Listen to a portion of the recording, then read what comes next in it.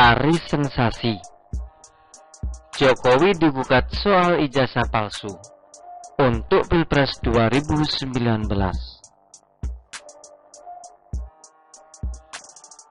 Presiden Jokowi digugat ke Pengadilan Negeri PN Jakarta Pusat karena dugaan ijazah palsu yang digunakan dalam proses pemilihan presiden dan wakil presiden periode 2019 sampai 2024. Gugatan didaftarkan oleh Bambang Trimulyono.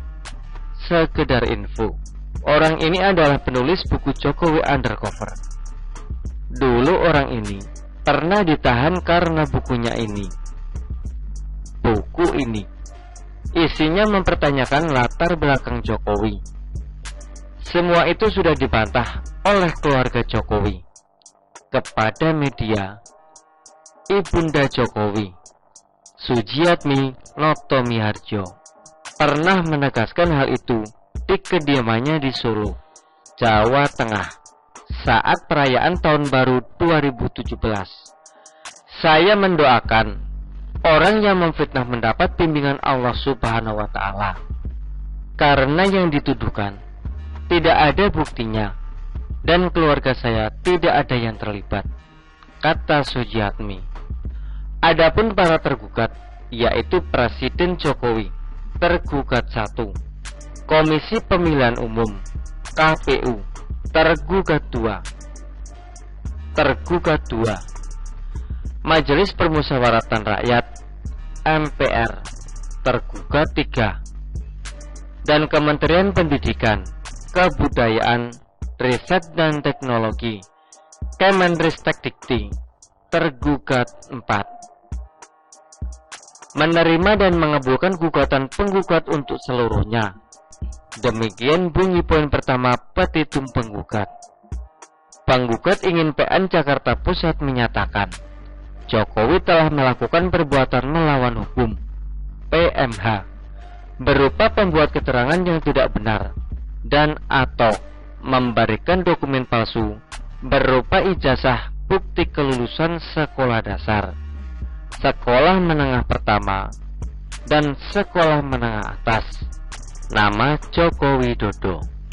PN Jakarta Pusat diminta menyatakan Jokowi telah melakukan PMH berupa penyerahan dokumen ijazah yang berisi keterangan yang tidak benar dan atau memberikan dokumen palsu sebagai kelengkapan syarat pencalonannya untuk memenuhi ketentuan pasal 9 ayat 1 huruf R Peraturan KPU nomor 22 tahun 2018 untuk digunakan dalam proses pemilihan presiden dan wakil presiden periode 2019 sampai 2024. Yang agak membingungkan adalah kenapa menggugat dugaan ijazah palsu saat Pilpres 2019.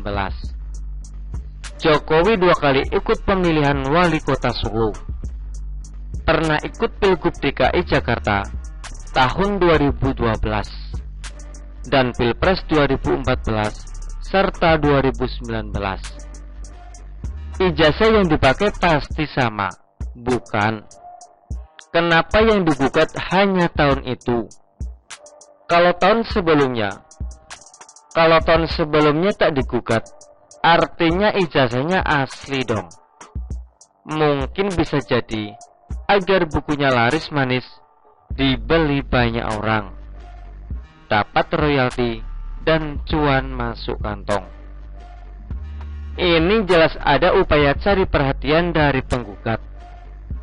Dari buku yang ditulis saja sudah ketahuan orang ini attention seeker, dan sekarang mau cari perhatian lagi. Kalau memang seolah tidak rela Jokowi jadi presiden, harusnya jegal ini saat Pilpres 2014. Kenapa baru sekarang, ketika Jokowi beberapa tahun lagi akan lengser?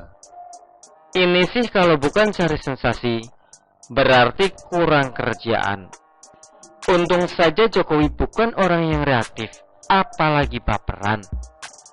Kalau presidennya baperan, yang suka gebrak meja dan lempar HP, mungkin kepala orang ini sudah kena HP terbang. Zaman sekarang serba digital. Sulit untuk menyembunyikan identitas di zaman ini. Kecuali seorang intel yang khusus ahli kamuflase dan mengubah identitas. Mau sembunyikan dengan cara apapun, pasti akan ketahuan netizen juga. Kalaupun Jokowi bohong, masa bisa bohong berpuluh-puluh tahun? Tapi kalau ditarik lagi, mungkin ini ada kaitannya dengan Pilpres 2024 nanti.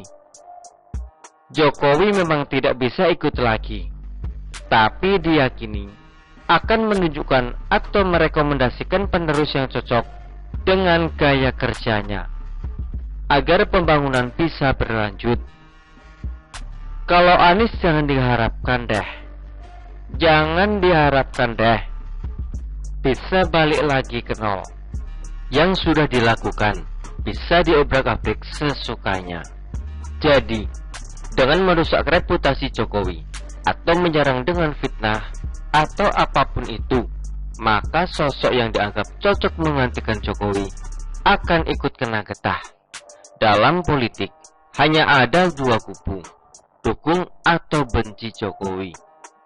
Dengan menulis buku yang menyerang Jokowi, sudah jelas orang ini arah politiknya kemana. Bagi masyarakat yang abu-abu, takkan terlalu peduli dengan politik. Apalagi capek-capek cari perhatian Jokowi lewat serangan murahan seperti ini.